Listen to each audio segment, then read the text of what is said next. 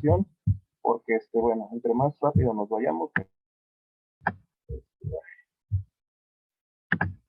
Permítanme un tantito. Ok.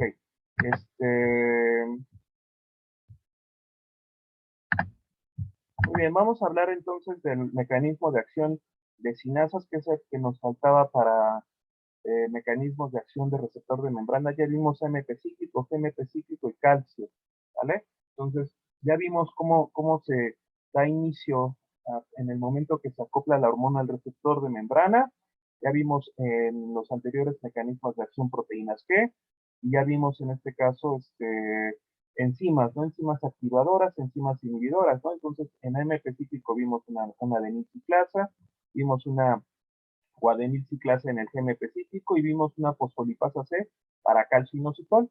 En los tres mecanismos de acción vimos sobre todo el de AMP cíclico y calcio, que estaba involucrada una proteína G. Es importante aclarar que en el caso de GMP cíclico puede participar o no una proteína G dependiendo de la literatura que lean y también dependiendo del sitio en donde esté actuando.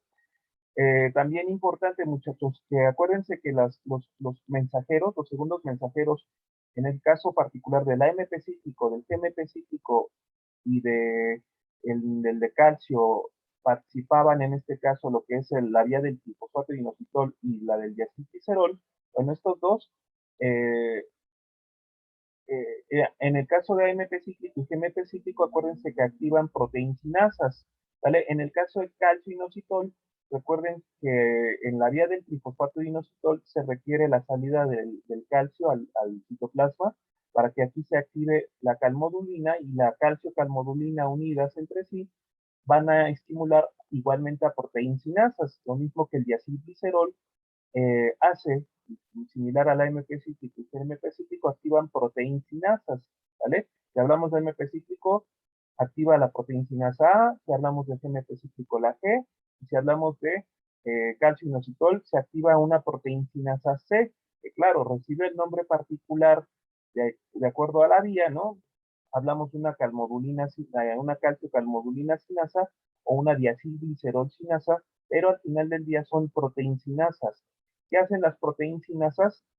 En este caso, pues van a ser las partes. Acuérdense que se divide en una parte reguladora, una parte catalítica, y es la parte catalítica la que va a llevar a cabo el efecto de la hormona, ya sea a nivel citoplasmático o a nivel nuclear, ¿no? Activando factores de transcripción, ¿vale? Una vez que se logra la acción hormonal, recuerden que hay un mecanismo de frenado, un mecanismo de apagado, decía la doctora la vez pasada, ¿no? Entonces, ese mecanismo de apagado lo llevan a cabo las enzimas fosfodiesterasas. Bueno, en el caso del mecanismo de acción de sinasas que vamos a ver ahorita, vamos a ver las dos vías, la intrínseca y la extrínseca. En este caso, no vamos a encontrar asociadas proteínas G, entonces, por lo tanto, el receptor involucrado en este caso es de solamente un solo dominio. En el caso de los mecanismos anteriores que vimos o que hemos visto en la sesión anterior, pues son mecanismos en los cuales, al estar acoplados a proteínas G, pues su receptor, acuérdense que va a ser de 7 dominios transmembrana. Entonces tenemos a la membrana plasmática, tenemos al receptor de membrana, en este caso es el receptor, vamos a ejemplificar a la insulina como el ejemplo clásico de este mecanismo de acción de sinasas. Aquí destaca, muchachos, que tenemos dos subunidades, 2 alfa y 2 beta, ¿vale? Bueno, 4 subunidades en realidad. Aunque sea de un solo dominio, vamos a identificar 4 partes. Las dos subunidades alfa van a corresponder a los dominios de reconocimiento, es en donde la hormona llega. Y en las subunidades beta, que son las partes intramembranas, son las partes del dominio de amplificación de señal, aquí van a encontrarse unos aminoácidos tirosinas. Entonces, bueno, llega la hormona insulina, las subunidades alfa que están extramembrana o las que son de reconocimiento hormonal, reconocen a la hormona, y lo que ocurre aquí es un cambio conformacional del receptor. Realmente en todos los mecanismos de acción, cuando la hormona se acopla al receptor y se da esa unión de hormona y receptor, hay un cambio conformacional del receptor. En el caso de los mecanismos de acción anteriores, eso es lo que origina el que la subunidad alfa de la proteína G se desprenda. En el caso de estos mecanismos, muchachos, cuando la hormona es captada, en el caso de este en particular, cuando la hormona es captada por el receptor, este sufre un cambio conformacional al que nosotros le llamamos dimerización. Y esto va a originar la dimerización del receptor o ese cambio conformacional provoca que se fosforilen en la parte, en la subunidad que está viendo hacia adentro de la célula, es decir, la parte intramembranal, ¿sale? Origina que estas rayitas que se ven en pantalla que representan aminoácidos tirosinas se vayan a fosforilar. Entonces, el receptor en este caso, cuando capta la hormona y sufre esa dimerización del receptor, se fosforilan esas partes en tirosina. Entonces, se llama sinasa, tirosina sinasa, porque siempre que ustedes escuchen la palabra sinasa, significa fosforilar, ¿vale? Entonces, pongo fosfato inorgánico al receptor en los aminoácidos tirosinas y en ese momento se empieza a desprender la cascada de señalización. Entonces, ahí está marcado. Cuando la hormona eh, es captada por el receptor y el receptor se dimeriza, es decir, la parte del lado derecho y del lado izquierdo se juntan entre sí. En este caso, el receptor tiene la capacidad de fosforilarse a sí mismo en esos residuos de tirosina, en esos aminoácidos tirosina que están en el lado intramembrana, ¿vale? Bueno, una vez que se fosforila el receptor, se van a activar dos vías. La que vamos a ver ahorita va a ser la vía, digamos, metabólica, la vía que estimula la síntesis de proteínas, que activa GLUT4, que activa enzimas clave del metabolismo, etcétera. Y la otra vía que vamos a ver es la vía que favorece el crecimiento y la réplica celular. Entonces, la primera vía que vamos a ver es la vía de la PI3K-PKB, ¿vale? Fíjense muy bien. Aquí va a participar todas estas moléculas que vamos a ver, no se las aprendan, no es necesario que ustedes realmente se aprendan paso por paso, encima por encima, sino que vean más bien la reacción, cómo se va llevando a cabo, la reacción en cascada, por eso se llama cascada de tirosina sinasa, y que cada reacción que se lleve a cabo se va a ir fosforilando cada molécula. Entonces, una vez que el receptor se ha fosforilado, entonces, hay moléculas como el sustrato de receptor de insulina, por ejemplo, que se van a pegar al sitio donde está fosforilado el receptor y esto va a originar la fosforilación de esta molécula. Y al estar fosforilada esta molécula se activa para ayudar a fosforilar a otra molécula, por ejemplo, a la PI3K, que en general significa fosfatidilinositol 3 sinasa. ¿Sale? Por eso parte de esta vía se llama así, PI3K, PKB, ¿sale? Entonces, una de las principales protagonistas de esta vía es esta molécula, ¿no? Esta PI3K. Entonces, igual, lo mismo que ocurrió con IRS, se acerca al sitio donde estaba fosforilado IRS y esto origina que PI3K se fosforile. Entonces, si se dan cuenta, cada vez que se va acercando una molécula intracelular, pues esto va originando la fosforilación y posteriormente su activación. Entonces, PI3K va a darle continuidad a la cascada, pero decíamos en la sesión anterior, que fue lo último que cerramos, que esta PI3K tiene un papel muy importante en la activación o en la movilización de un transportador de glucosa llamado GLUT4, ¿vale? Entonces, este GLUT4, muchachos, que aparece aquí en pantalla, realmente no es así, esto es una forma didáctica de representarlo. El GLUT4, muchachos, significa transportador de glucosa 4. Hay varios tipos de transportadores que vamos a manejar en el programa, en el módulo. Vamos a hablar de un GLUT2, por ejemplo, vamos a hablar de un GLUT1, de un GLUT3, de un GLUT5, etcétera. Bueno, de los más importantes que vamos a manejar va a ser el GLUT4.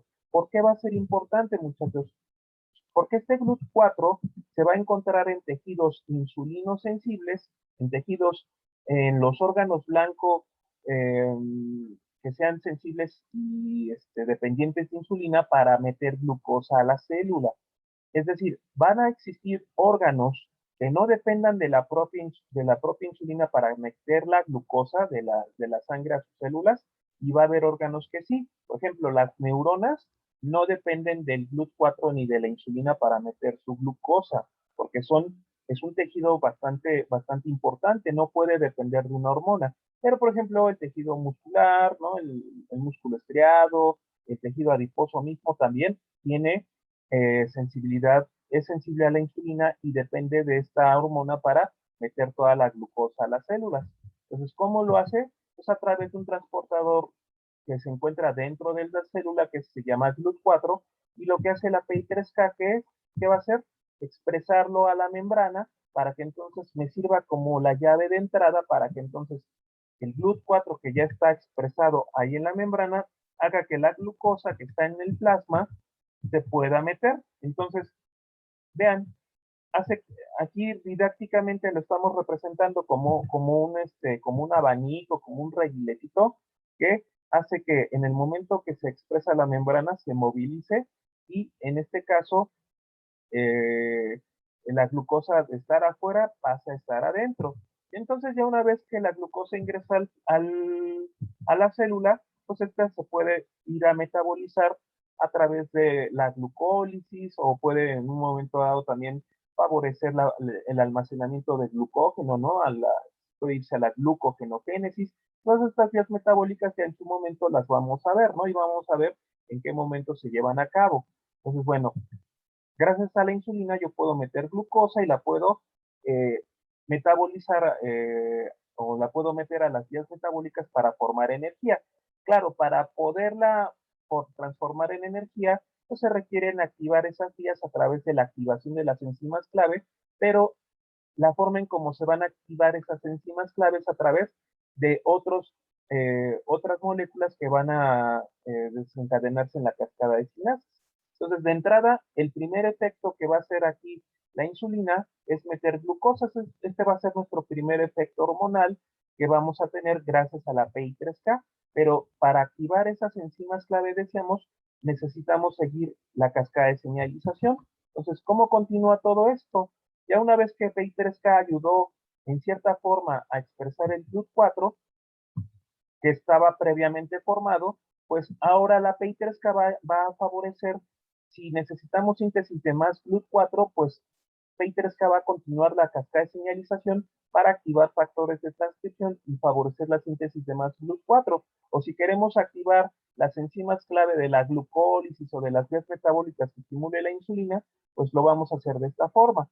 Entonces, PI3K, que ya estaba activo, hace que el PIP2, el bifosfato en este caso bifosfato de fosfatidilinositol, que se llama así porque se acoplan a esta molécula dos fosfatos, pues lo que hace PI3K es fosforilarlo, es decir, se le agregan tres fosfatos. Y ahora en lugar de tener PIP2, vamos a tener PIP3. Significa PIP3, 3, 4, 5 trifosfato de fosfatidil inositol. ¿Qué va a hacer esta molécula que ya está activa? Pues igual, lo que hemos venido comentando, va a favorecer la activación de PDK, que es proteína sinasa dependiente de TIP3, ¿vale? Igual una molécula que no necesariamente, insisto, se tienen que aprender, la cual se fosforila, y esta sí es importante, ¿no? Entonces, así como vimos una PI3K, estamos viendo una proteína sinasa B. Esta que dice PKB o también llamada AKT, se llama proteína sinasa B. Y así como estamos viendo proteína B, en su momento vimos proteína A, AMP cíclico, proteína G, proteína C, ¿no? Diacilglicerol sinasa, calciocalmodulina sinasa, en general o en forma genérica son proteína C, en el caso de calcio. Pues, ¿qué creen? Proteína B, aquí, muchachos, es como las proteínas anteriores, muchachos. Aquí el detalle es que no se separa parte catalítica, parte reguladora, sino lo que ocurre con esta molécula es que se fosforila, y al estar fosforilada es la forma en cómo se va a activar esta proteína específica. Entonces, ¿qué va a ocurrir? Ya una vez que PKB se fosforila y se activa, no continúa cascada, sino esta molécula pues va a ser la que me va a favorecer de inicio la activación de moléculas, ¿no? Proteínas, moléculas intracelulares, enzimas, ¿no? ¿Para qué? Para llevar a cabo el efecto hormonal intracitoplasmático o citoplasmático, metabólico, temprano, que ya hemos hablado anteriormente, ¿sale? Por ejemplo, si yo ya tengo la glucosa dentro de mi célula, pues esta molécula me va a ayudar a activar las enzimas clave de la glucólisis para formar energía. O si quiero almacenar glucosa en forma de glucógeno, pues activo la vía correspondiente y la enzima clave para formar glucógeno. O si en un momento dado quiero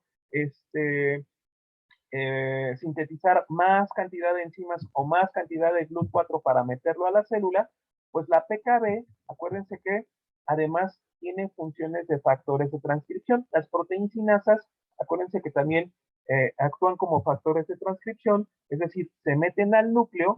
¿Para qué? Para activar la transcripción y para generar el segundo efecto hormonal al que le llamamos nuclear, genómico, tardío, ¿no? Entonces, esto me va a favorecer a que mi célula sintetice proteínas intracelulares, como enzimas, como GLUT4, como otras que se requieran dentro de la célula y dentro del metabolismo intermedio, ¿vale?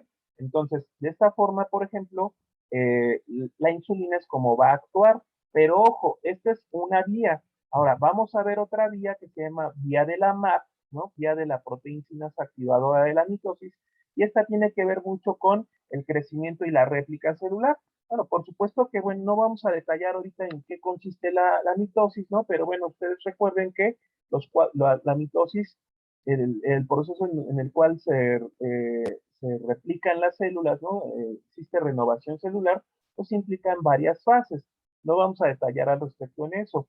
Lo que sí es importante es que gracias a este proceso es como se empieza a estimular este proceso de mitosis. Entonces, así como vimos cascada de señalización aquí, es decir, una serie de fosforilaciones o de activación de moléculas por medio de la fosforilación, entonces, igualmente aquí vamos a ver moléculas que se van a ir fosforilando en cascada. Es importante aclarar, muchachos, que las moléculas se van a fosforilar en las tirosinas. Esto es muy importante. ¿Por qué? Porque si yo fosforilo en un receptor, en un sitio diferente en la molécula, o sea, en cada una de las moléculas que estamos viendo, se fosforilan en la parte de tirosina, que es la forma en cómo se va a activar esa señalización para continuar, en este caso, la cascada. Pero, por ejemplo, estas moléculas pueden activarse en un aminoácido equivocado, como serina o como trionina. ¿Qué pasa cuando se activan en un sitio equivocado? Pues simple y sencillamente se interrumpe la señalización, ¿sale? Se interrumpe la señalización y ya por lo tanto no se lleva a cabo la acción de la hormona. Por ejemplo, decíamos la clase pasada, la sesión pasada comentábamos que si PI3K o cualquiera de estos o cualquiera de estas moléculas previamente fosforiladas se fosforilan en serina, se interrumpe la señalización. Si se interrumpe la señalización por haber fosforilado, por ejemplo, en serina, pues simplemente el GLUT4 que tenía activado no lo puedo expresar y esto va a generar que la glucosa no pueda ingresar a las células, mucho menos se va a metabolizar y esto va a originar o vamos a decir que esta es una manera de cómo es que la célula que es sensible a la insulina puede padecer de resistencia a la insulina, ¿no? Por haber fosforilado en un sitio equivocado. Entonces, imagínense una hormona, imagínense un receptor de membrana de insulina, imagínense estas moléculas, qué pequeñitas son, pero qué tan importantes son. Y qué tan importante es que se fosforile en el sitio adecuado y la trascendencia que tiene si se fosforila en un sitio que no es, ¿no? Como en el caso de tirosina. Bueno, en el caso de la vía de la MAP, pues igual van a existir una serie de reacciones en cascada mediadas por fosforilación precisamente en el sitio adecuado, en la parte de tirosina. Entonces, fíjense muy bien, una vez que se fosforila esta molécula SH2, que insisto, no se la prendan en realidad, nada más vean la cascada, igual se fosforila, esto ayuda a que RBC pegue, se fosforila esta molécula, luego llega una SOS, se fosforila, luego una molécula llamada RA, se fosforila, luego RAF se fosforila igual, bueno, todas estas moléculas, MEC, ¿no? Por aquí aparece, bueno, todas estas moléculas que no hay necesidad que se las aprendan, vean que nada más lo único que ocurre es que se fosforila. La que sí nos vamos a aprender es esta, o la que sí le vamos a prestar importancia es esta, ¿no? Porque esta es, digamos, que la principal proteína que se va a fosforilar. Entonces, MAP significa proteína sinasa activadora de mitosis, la cual, ¿qué pasa? Esta se fosforila y al momento que se fosforila está activa. Y entonces esta es una proteína sinasa igual, una proteína sinasa como la PKB, ¿no? Como la proteína sinasa B, como la proteína sinasa A, etcétera. Entonces, MAP sinasa, ¿qué va a pasar? La MAP sinasa va a actuar como mediador a nivel nuclear para activar factores de transcripción y para llevar a cabo el efecto de la hormona. Entonces, cuando hablamos de efectos estimuladores de la mitosis a nivel celular o la renovación de tejidos, cuando hablamos de factor de crecimiento, ¿vale? Esa es la vía que se va a activar, ¿vale? Entonces, por esa razón, a la insulina se le considera un factor de crecimiento, porque así como, si bien es cierto, una de sus principales funciones es incorporar glucosa a las células, pues una función también muy importante va a ser la de activar el crecimiento y la réplica de células. Y así como esta insulina lo hace, pues también existen otros factores de crecimiento locales que van a tener la función de activar a esta vía en particular. ¿Vale? A lo mejor no activarán en mucho menor grado esta vía, pero van a activar sobre todo esta otra, ¿no? ¿Para qué? Para renovación de tejidos, células. Por ejemplo, en el caso de la piel, la epidermis constantemente se está renovando, las células constantemente se están descamando y para poder reponer, en este caso, estas células, pues se requieren de factores locales de crecimiento para ir renovando la piel o las mucosas del tubo digestivo, de la mucosa respiratoria, células en donde se requieran mitosis, donde se requiera renovación celular, ¿vale?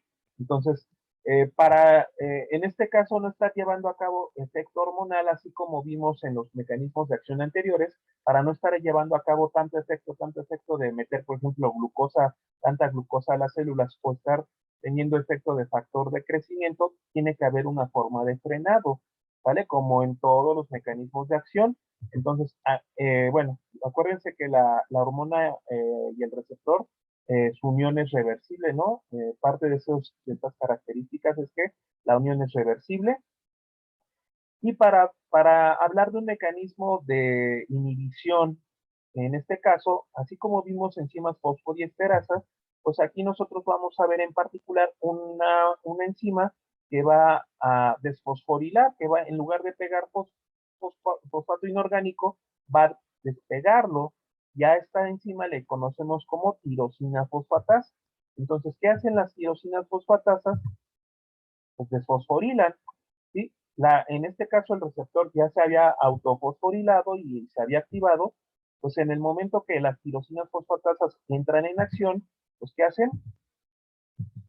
Quitan el fosfato del receptor y al momento que quitan el fosfato, pues por supuesto que esto hace que se interrumpa la señalización. Por supuesto que el receptor queda libre, nuevamente se separa para mantenerse en reposo y cuando llega una nueva hormona, pues vuelve otra vez a ocurrir esta cascada de señalización. ¿Vale? ¿Hasta aquí alguna duda con respecto a sinasa intrínseca?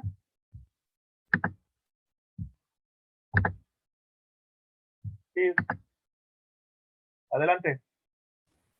Sí, doctor. Bueno, es que yo observé el video y me confundí un poco en la parte de la IRS, porque después ya llegaba la PI3K y luego ya esta permitía que los entraran, bueno, metían glucosa a la célula, pero después nos explicó ¿cómo se llama? Otras moléculas como PIP3, PDK y PKB-AKT. Y esta última activaba las enzimas para llevar el efecto hormonal. Y después de eso había mencionado otra cosa y ahí me perdí un poquito. Bueno, también la PKB, o sea, la proteína sinasa B, la PKB, es, actúa, haz de cuenta que es como la proteína sinasa A que vimos en M cíclico. La única diferencia es que esta no se separa en parte catalítica y parte reguladora. Entonces, de alguna forma se activa. ¿Cómo se activa? Pues a través de la fosforilación, a través de que se fosforile esta molécula. Pues cuando se fosforila y se mantiene activa, recuerda que tú tienes dos efectos. Tienes un efecto citosólico, ¿vale? Por ejemplo, yo te podría decir un efecto citosólico de la PKB es activar enzimas como la glucosinasa, hexosinasa, fosfofructosinasa, piriguatosinasa que pertenecen a la glucólisis y ya están formadas. Pero te podría decir también la proteína sinasa B, acuérdate que también las proteínas sinasas actúan como factores de transcripción. Si actúan como factores de transcripción, ¿qué quiere decir? Que se van a meter al núcleo para activar la transcripción, la síntesis de proteínas, como la de enzimas, por ejemplo, y entonces, gracias a este efecto al que le llamamos genómico, nuclear, tardío, porque tarda más que activar moléculas intracelulares, intracitoplasmáticas, pues, ¿qué es lo que va a hacer?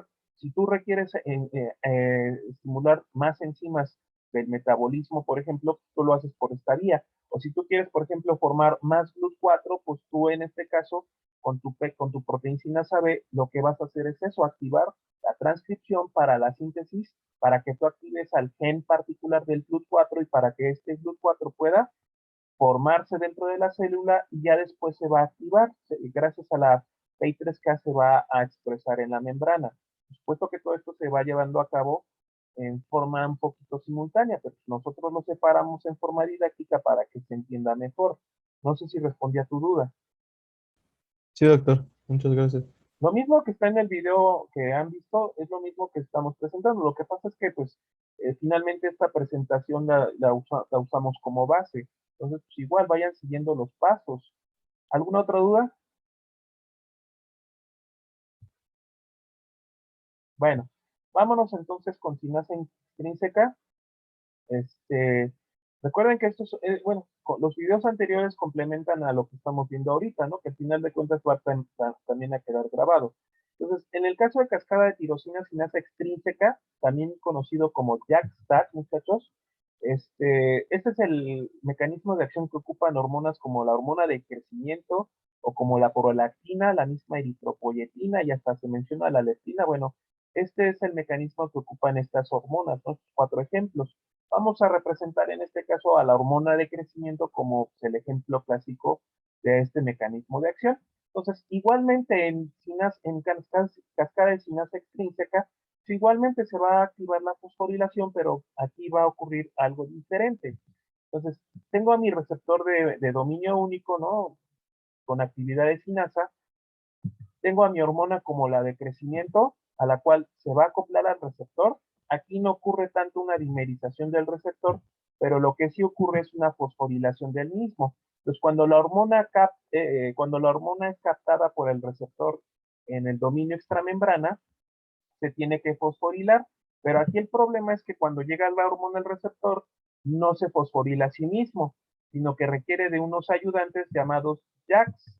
JAK significa, muchachos, en términos generales, llanusinasa. ¿Por qué llanusinasa? Porque cuando se estudió este receptor y se vio la forma en cómo JAK se unía al receptor, se le dio semejanza a esta figura, al dios Jano, ¿vale? Entonces, eh, se le llamó así JAK sinasa por su semejanza con el dios Jano, por eso se llama Janusinasa. Ahora, en la lengua anglosajona, los científicos de origen anglosajón que también estudiaron este efecto hormonal o este mecanismo de acción hormonal, pues le llamaron Jack porque como ya tenían los nombres ocupados para otras sinasas, pues que dijeron, ah, pues Jack, a esta sinasa le vamos a llamar una sinasa más. En inglés, just another kinase. Pues por eso también significa Jack. Jack significa Janus sinasa o just another kinase en lengua anglosajona. Bueno, independientemente que se llame así, ¿no? Finalmente, Jack tiene la facultad de fosforilar al receptor en el dominio intramembrana, pero por supuesto, para que lo pueda hacer, se tiene primero que fosforilar en el aminoácido tirosina respectivo. Pues ya una vez que JAK se fosforila en su respectiva tirosina, pues va a buscar a las tirosinas del receptor, que también, así como vimos en el de insulina, también tenemos tirosinas, y es ahí justamente donde JAK le pega la tirosina al sitio receptor, al dominio intramembrana. Y entonces, ¿cuál fue la diferencia con el anterior? Que en el anterior, cuando ocurre esa dimerización por la llegada de la hormona, el receptor se puede autofosforilar. En este caso, el receptor no se autofosforila. Por eso se llama cascada extrínseca. En el caso del de intrínseca, el receptor sí se puede autofosforilar. En este caso, no se puede autofosforilar. ¿Vale? Entonces ahí está. Ya fosforila el receptor. Y una vez que se fosforila el receptor, aquí sí empieza a ocurrir una serie de reacciones en cascada para llevar a cabo el efecto de la hormona. ¿Se puede llevar a cabo la vía de la MAP o la vía de la PKB y PI3K? Sí, doctores, sí, pero en el caso particular de este mecanismo de acción va a haber un tercer mecanismo que va a ser particular de este receptor y es el al cual nos vamos a centrar, que es el del STAT. Entonces, fíjense muy bien, aquí nuestro primer protagonista de este mecanismo de acción es JAK. El segundo protagonista para describir este mecanismo de acción se llama STAT. STAT significa transductor de señal y activador de la transcripción, el cual al estar, estas dos moléculas o estas dos partes se mantienen inactivas y la forma en cómo se van a activar, pues es similar a lo que ocurrió en el mecanismo de acción anterior. Requieren de fosforilarse para estar activos. Entonces vean lo que ocurre. Estos STAT que están inactivos porque están desfosforilados, se pegan al sitio receptor donde ya está fosforilado el tirosina, y entonces STAT fosforilado, STAT cuando se pega al receptor donde está fosforilado, este se fosforila, similar a lo que ocurría en el caso anterior. Cuando la molécula se pega al sitio fosforilado, esto provoca que esa molécula se fosforile y esto va a generar activación de otras moléculas en cascada. Entonces, fíjense muy bien, ya una vez que se pega al sitio donde está fosforilado el receptor y se fosforila, lo que va a hacer es movilizarse entre sí. ¿Para qué? Para dimerizarse, para juntarse ambas partes, y cuando entonces está, además de estar fosforilado, está dimerizado, esta es la parte activa de STAT. Aquí es como se activa STAT, y este muchacho va a ser el que va a tener la función de factor de transcripción, ¿no? De activar factores de transcripción. Entonces, STAT ya activo, se mete al núcleo, actúa a nivel nuclear. ¿Para qué? Para activar factores de transcripción, por ejemplo, para activar la síntesis proteica, para activar la incorporación, ¿no? La entrada de aminoácidos al interior de la célula, favorecer la síntesis de proteínas y por lo tanto llevar a cabo el efecto de la hormona. Aquí no hablamos tanto de bueno, podríamos hablar de un efecto intracitosólico, intranuclear, pero sobre todo STAT va a tener la función de llevar a cabo funciones a nivel intranuclear. Entonces, este es el efecto hormonal mediado por JAK y por STAT. Por supuesto que dentro de la síntesis de proteínas, bueno, acuérdense que la hormona y el receptor tienen unión reversible, y una forma también de frenar todo este asunto es que una vez que se activa esto, una de las proteínas que se van a sintetizar es precisamente la inhibidora, porque tampoco yo necesito estar active y active factor de crecimiento y la réplica celular. Entonces, ¿qué es lo que hago? Para poder frenar este mecanismo de acción de JAK-STAT, pues así como vimos tirosinas fosfatasas o vimos fosfodiesterasas, aquí va a aparecer una molécula inhibidora llamada SOX, proteína supresora de la señalización por citocinas.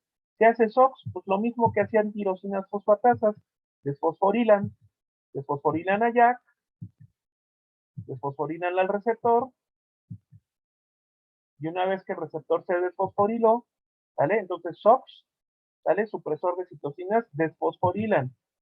Y entonces SOX, ¿no? Que lograron desfosforilar, pues lo que van a hacer es que el receptor una vez desfosforilado, pues ¿qué va a pasar? Se va a mantener en reposo y cuando llegue una nueva hormona, pues se va a activar toda esta cascada de señalización, ¿vale? Por eso es importante entender muchachos, ¿por qué? Porque si no existiese un mecanismo de frenado, pues imagínense, estaríamos todo el tiempo activando el crecimiento, la réplica celular, y esto originaría la formación, por ejemplo, de un tumor, ¿vale? ¿Dudas hasta aquí con respecto a este mecanismo de acción? No.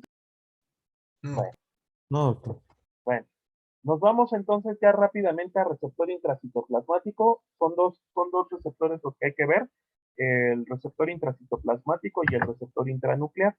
Entonces, en cuanto a mecanismo de acción del receptor intracitoplasmático, acuérdense que este es el mecanismo de acción que tienen hormonas como la aldosterona, ¿no? Como, bueno, los mineralocorticoides en general, y la aldosterona como su principal representante, el de los glucocorticoides como el cortisol, el de los andrógenos como la testosterona y el de la progesterona, ¿no? Los progestágenos en general. Entonces, hay hormonas como de las esteroideas, hay hormonas como la vitamina D o como los estrógenos, ¿no? Los diferentes tipos de estrógenos, estriol, estradiol, estrona, que tienen más bien receptor o actúan más bien a nivel intranuclear. ¿Vale? Entonces, de las esteroideas son estas cuatro principales las que actúan. Acuérdense que estos dos mecanismos que vamos a ver corresponden a mecanismos de acción en los cuales las hormonas pueden ingresar a la célula. Es decir, que al ser liposolubles o por el tamaño, y además de ser liposolubles por el tamaño pequeño, pueden ingresar a las células. Y aquí no vamos a ver segundos mensajeros. ¿Vale? Pues los segundos mensajeros corresponden a hormonas cuyo receptor está localizado en la membrana celular, en la membrana plasmática, porque no pueden atravesar la membrana. Entonces, vamos en este caso a dibujar una célula con su membrana, citoplasma y núcleo, ¿sale? Ahí está el núcleo. Y aquí lo importante, muchachos, es identificar dentro del núcleo un sitio, el sitio donde van a acoplarse las hormonas con los receptores. Y a le vamos a conocer como el elemento de respuesta a hormona. Bueno, aquí en este caso vamos a representar el extremo amino, el extremo carboxilo del receptor. Y el sitio, este espacio que nosotros estamos viendo aquí, es a lo que le conocemos como el elemento de respuesta a hormona. Es el sitio donde la hormona va a ser captada para llevar a cabo la acción en el órgano blanco. Entonces, aquí lo que me llama la atención, muchachos, es que el extremo carboxilo, el extremo que está representado aquí en un cuadrito, está ocluyendo aquí el espacio. La hormona no puede llegar aquí porque aquí lo está ocluyendo. Para desocluirlo necesita ocurrir ahí una acción que ahorita vamos a explicar más adelante, muy interesante. Entonces, ese espacio que se llama elemento de respuesta a hormona es el sitio donde va a llegar la hormona, pero en este momento está ocluido. Entonces, fíjense muy bien. Yo tengo a mi hormona como la esteroidea y mi objetivo es llegar de aquí a acá, a este espacio, pero no lo puedo hacer porque aquí no hay forma de que yo pueda forzar la entrada de la hormona, porque aquí me está estorbando esta parte. ¿Qué es lo que hago? Pues voy a ocupar una proteína de choque térmico para que me ayude a movilizar esta parte. Entonces, fíjense muy bien, la hormona, en lugar de llegar directamente al elemento de respuesta a hormona, no habría posibilidades de que pudiese llegar. Pues esta hormona se acopla o se junta con esta proteína de choque térmico que también le conocen como proteína chaperona, ¿vale? Proteína de golpe de calor también se le llama. Y entonces la hormona cuando se junta con la proteína de choque térmico, se juntan entre sí, viajan las dos de la manita, ¿ah? Diciéndolo de una forma un poquito didáctica, ya una vez que se encuentran dentro del núcleo, ¿qué hace la proteína chaperona? ¿Qué hace la proteína de choque térmico? Se pega a esta parte y precisamente se llama proteína de choque térmico porque al momento de que golpea esa parte del elemento de respuesta a hormona o esa parte del receptor, vean, por acto, por acción, precisamente por un golpe de calor o por el uso de energía, ¿no? Lo que hace esta proteína es movilizar esta parte y entonces ahora sí, la hormona tiene el sitio del elemento de respuesta hormonal libre para que se pueda acoplar y una vez que se acopla, se activan factores de transcripción para la síntesis de proteínas o para llevar a cabo, en términos generales, el efecto de la hormona. Está muy sencillito. ¿Dudas hasta aquí? No, doctor. No, doctor. No, doctor. Muy sencillito, ¿no? Muy sencillito, muy fácil de ver ahí. Acuérdense que lo importante es, no se ocupan segundos mensajeros, pero sí se ocupan proteínas de choque térmico. Ya vimos la función que tiene esta proteína, ¿no? Y bueno, finalmente, para hablar de receptor intranuclear, pues igualmente dibujamos a nuestra célula, a nuestro citoplasma, a nuestro núcleo. Igualmente, ¿no? Vemos a nuestro elemento de respuesta hormona, a nuestro receptor con su parte amino, con su parte carboxilo, y dentro de este receptor, pues tenemos al elemento de respuesta hormona, que es el sitio donde se va a acoplar la hormona, en este caso intranuclear. Entonces, hormonas como las tiroideas, ¿no? T3 y T4, hormonas como la vitamina D o como los estrógenos, ¿sí? Sus variantes de estrógenos, pues lo que van a hacer es actuar precisamente a través del receptor intranuclear y lo que hacen es que sobre todo las tiroideas por su tamaño y por su liposolubilidad, pues atraviesan la membrana celular, atraviesan de paso la nuclear, ¿vale? Por el tamaño que tienen. Y ahí, doctores, en este caso, en este tipo de receptor, no se tiene que desocluir nada, no se necesitan proteínas de choque térmico ni nada, sino simplemente la hormona llega en automático, se acopla al receptor y una vez que se acopla al receptor, pues ayuda a que se lleve a cabo el efecto de la hormona, activando factores de transcripción para, por lo tanto, llevar a cabo el efecto hormonal deseado. ¿Vale? ¿Dudas hasta aquí con respecto a mecanismos de acción hormonal?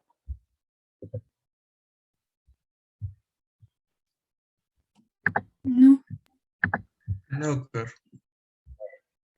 Ok, sale pues. Entonces, pues ya nada más de rápido, ya no nos queda mucho tiempo, pero pues vamos a tratar en este caso de explicar a grosso modo lo que son los mecanismos de retroalimentación positiva y negativa. Guillermo. Sí, doctor, nomás una pregunta. Estos que son bueno, estos que atraviesan fácil la membrana, ¿estos cómo se inhiben? ¿O cómo se para ya su proceso cuando ya no se necesita? Muy buena pregunta, excelente pregunta. Pues la forma en cómo se inhiben es que, acuérdate que la unión entre la hormona y el receptor es reversible.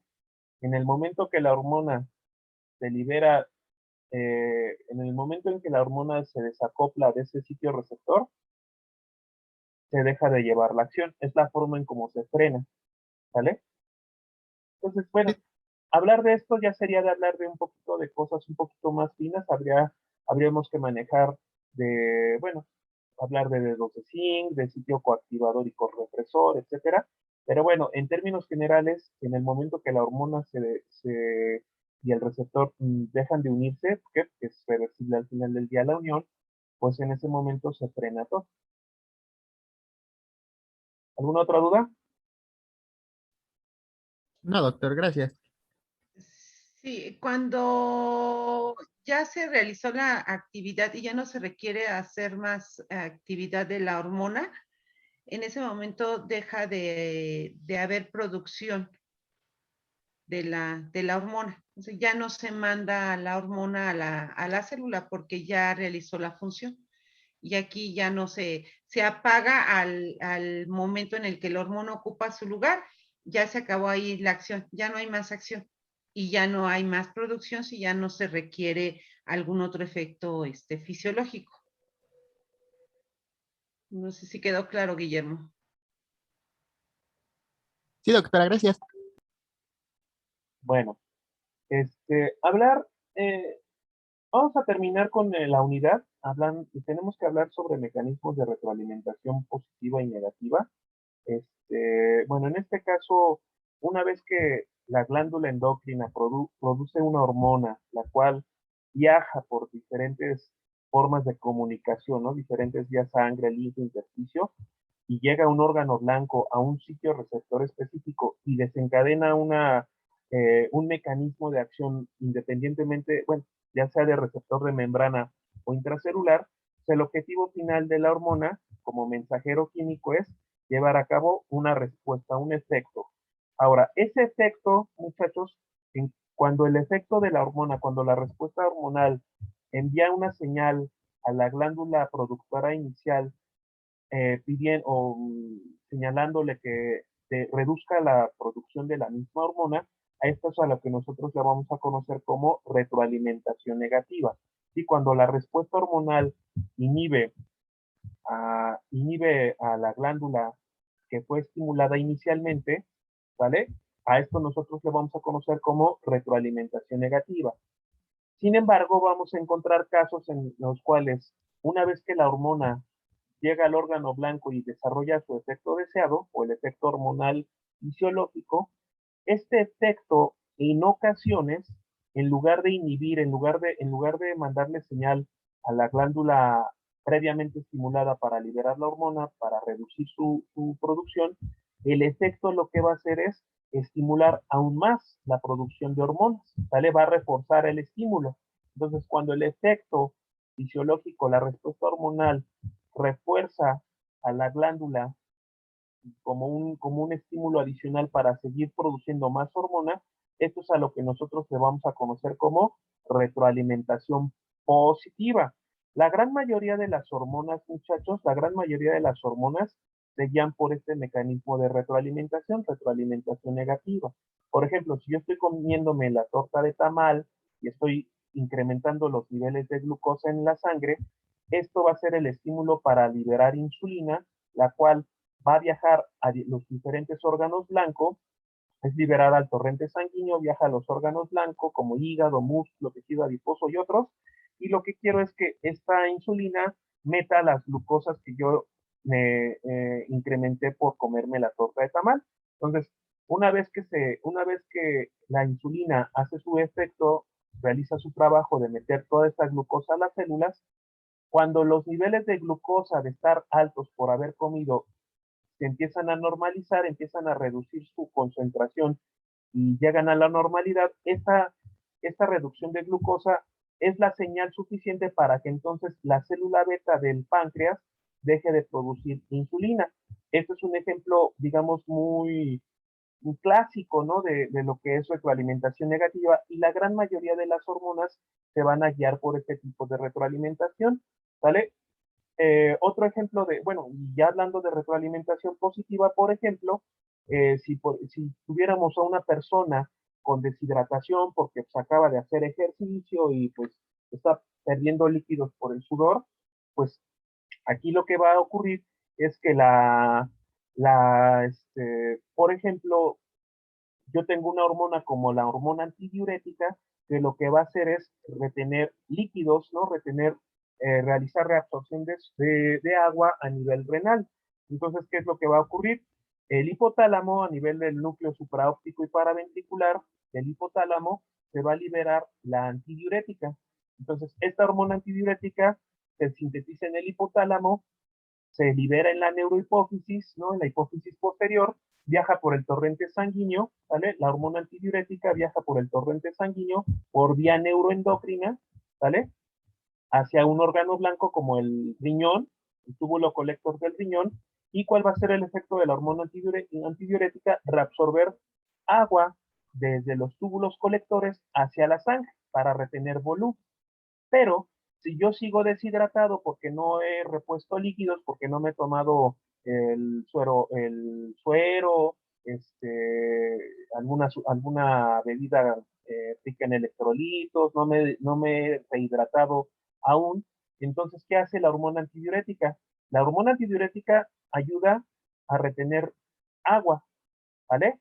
Pero en lugar de que la hormona antidiurética le diga aquí al hipotálamo, ya deja de producirte, pues como yo todavía sigo con el volumen bajo, con un bajo volumen de agua, es lo que va a hacer esta respuesta, va a reforzar aún más la producción de más hormona antidiurética. Entonces, más hormona antidiurética, más reabsorción de agua a nivel renal y a nivel en donde se requiera reabsorber agua para aumentar el volumen de agua en el plasma, ¿vale?